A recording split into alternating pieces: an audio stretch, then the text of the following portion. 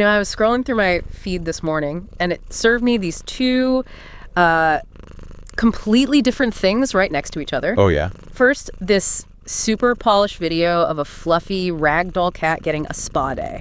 I mean, cucumber slices on the eyes, the whole works. Of course. And then immediately after, a shaky phone video of a stray cat launching itself off a refrigerator to attack a ceiling fan. The duality of the cat right there. Exactly. But it made me think, we see this cat internet as like a uniquely modern thing, but it turns out we're just late to the party. We are very late to the party. The viral cat didn't start with YouTube. It started in oil paint about 150 years ago. And we're not talking about some subtle trend, are we? This was a full-blown feline fever. It absolutely was. The late 19th century was the golden age of the cat. Our goal today is to figure out how that happened. How did the cat go from, a simple pest controller in a barn? A barnyard employee. Right, to becoming this high society muse, a symbol of domestic perfection, and then, surprisingly, a symbol of artistic rebellion. Okay, so to get a sense of the scale of this whole craze, we have to start with the real blockbusters of the era. There's a painting by an artist, Karl Kahler, called My Wife's Lovers. And I just have to say, the title alone is a lot to unpack. It's a statement piece in every sense of the word. It's enormous. Right. And it has 42 cats on a single canvas. 42. And these weren't just random cats. They were individual portraits. All belonging to one person. Yep. A wealthy American philanthropist named Kate Birdsall Johnson. Yeah. In the 1890s, she paid a fortune to have her entire clouder immortalized. It looks like a school photo where nobody would sit still. But the detail, you can see the different fur textures, the individual expressions. You don't paint 42 barn animals with that level of Italian royalty that way. Exactly. And that's the core of the cultural shift. In the late 19th century, with industrialization, people were moving into cities. The barnyard was gone, the parlor was in, and the cat moved inside. It stopped being a utility. And became a living accessory, a prop for the good life. The middle class wanted their homes to scream comfort and luxury. And what's a better symbol for that than a beautiful cat sleeping on a silk cushion? Which brings us to the woman who pretty much invented that entire aesthetic, Henriette Ronner-Knip. She's called the Queen of cat painting. Her influence was just massive. But what's really compelling is that she didn't get into this because she just loved fluffy kittens. It was about survival, right? Absolutely. Her backstory is incredible. She was born into this family of artists, but her father went blind when she was still young. So the pressure was all on her. Immense pressure. She basically became the family's primary breadwinner, working from dawn till dusk.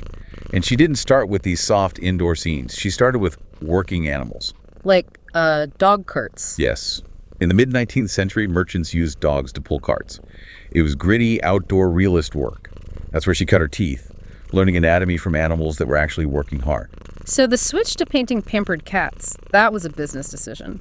A brilliant one. Around 1870, she saw the market shifting.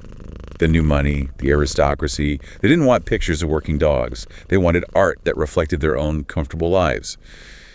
So she pivoted to the bourgeois cat. And there's that funny story about her casting process. When she started, people would bring her their normal house cats, and she just turned them away. She was a curator.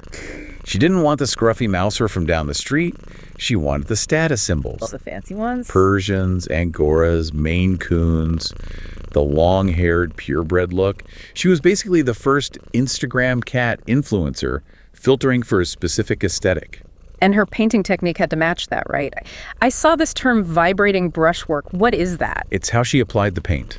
She was definitely influenced by the Impressionists. So instead of smooth, flat lines, she used these rapid, textured strokes. Oh, so it creates an illusion of movement, of life. When you look at her paintings, the fur seems to have air in it. It looks soft. You feel like you could reach out and touch it. And that tactile quality sold. It made her a superstar.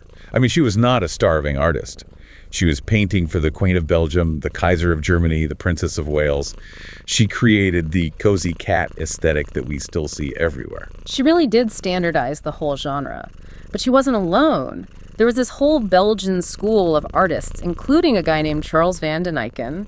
Van den Eycken is so interesting because he's often grouped with Ronner-Knip. But his whole approach was different. If Ronner-Knip's cats were posing for the camera, Van den Eyckens were doing things. The architect of mischief. What a great title. He trained under a realist who painted street animals, so he brought that sense of energy indoors.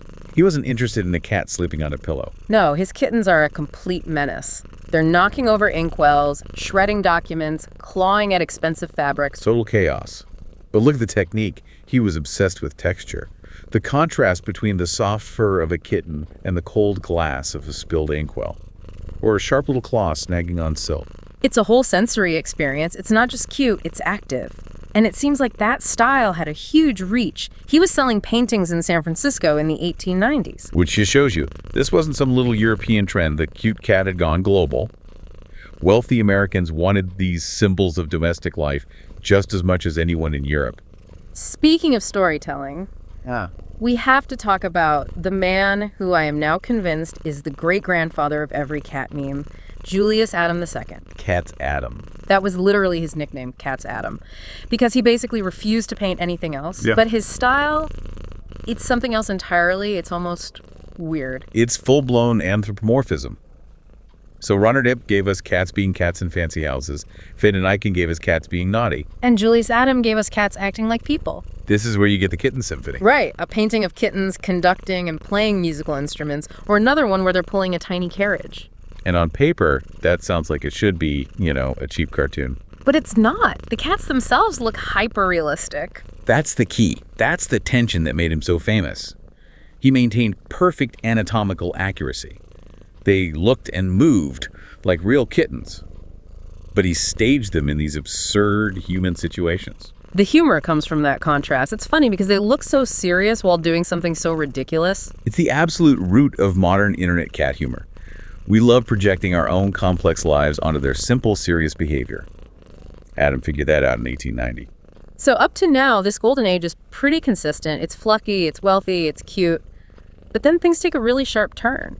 Apparently not everyone was buying into the Persian on a pillow aesthetic. Not at all. And this is where the story gets really compelling. You have to look at the Dutch avant-garde movement of the 1880s, the Tachtigers. The Tachtigers, the movement of 80. Exactly. These were young, rebellious artists and writers in Amsterdam, and they were just sick of the status quo. They looked at that polished bourgeois society, the very people buying Ronner-Knip's art, and saw it as fake. Stifling. The art punks of their day, pretty much. They believed art had to be about raw emotion, individual expression. And they also adopted the cat as their symbol. But they completely inverted the meaning. They didn't want the purebred on the cushion. They wanted the street cat, the stray. For the Tachtigers, the cat wasn't a symbol of comfort. It was a symbol of rebellion, of the outsiders. The misunderstood genius. Yes, they identified with it completely. They saw themselves as these solitary figures prowling the edges of a society that didn't get them, just like an alley cat. There's a story by one of the writers, Jacobus van Louis, The Death of My Cat. It really highlights this difference. It's a heartbreaking story. And it's the total opposite of a Julius Adam painting. Van Louis writes about losing his cat not as a pet, but as a comrade, a partner. He sees the grief as equal between them. It's so raw and real. It strips away all the cuteness. It's about two lonely souls, the artist and the cat, facing a harsh world together. The cat wasn't a decoration. It was a witness to the artist's struggle. And we see that visually with painters like George Hendrik Breitner. His photos of cats are, they're blurry and dark. They're real. Breitner captured gritty realism. Cats prowling the streets, sleeping in messy studios, just a blur of motion. He wasn't trying to capture softness, he was trying to capture autonomy. The pure animalness of the cat. There was an influence from French bohemians like Baudelaire and Manet. But the Dutch artist took it in a different direction. How so? In France, especially with a painting like Manet's Olympia, the black cat was often sexualized. It was a symbol of scandal, the femme fatale. But the Dutch artists didn't really go there. For the most part, no. They stripped the sexuality away. For them, it wasn't about sex. It was about independence, about being stubborn. It was about being recalcitrant, refusing to come when you're called. That feels so much more modern. The idea that a cat is cool precisely because it ignores you. It's the ultimate rebel. And that's what these artists connected with. They didn't want to paint an animal that made you feel comfortable. They wanted to paint one that made you question the rules. So you end up with these two completely parallel ideas of the cat running through the late 19th century. Totally. On one track, you have the establishment, Ronner-Knip and the cozy cat. It's about wealth, order, domestic bliss. And on the other track, you have the avant-garde, the Tachtigers, and the street cat.